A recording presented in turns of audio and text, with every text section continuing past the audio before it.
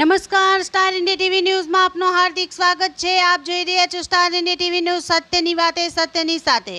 દાહોદમાં વિશ્વ આદિવાસી દિનની ઉજવણી ધૂમધામથી ઉજવવામાં આવી।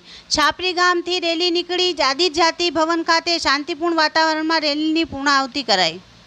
આજ રોજ શુક્રવાર એટલે કે 9મી ઓગસ્ટ વિશ્વ આદિવાસી દિવસની ઉજવણીને અનુલક્ષીને આદિવાસી પરિવાર દ્વારા મહારેલી નીકાળી વિશ્વ આદિવાસી દિવસની ઉજવણી હર્ષોલ્લાસ સાથે ઉજવવામાં આવી।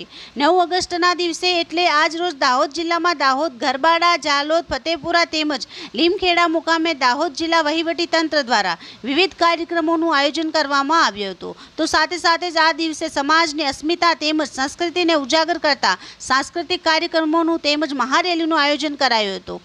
વિશ્વ આદિવાસી દિવસની પૂર્વ સંધ્યાએ ગોધરા રોડ તાતિયા ભીલ શેડ ખાતે આવેલા તાતિયા ભીલ શેડની નીચે આદિવાસી સમાજના વડવાઓ દ્વારા ધૂણી દેખાવીને ખત્રીઓનું પૂજન કરવામાં આવ્યું હતું।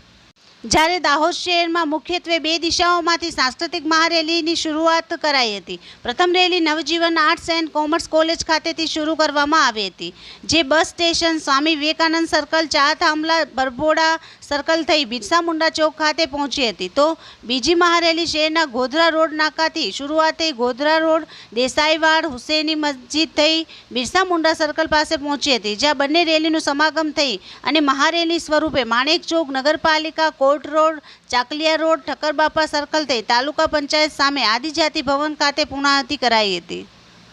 Star India TV news Dahod reporter Sunita Yadav, જિલ્લા દાહોદ।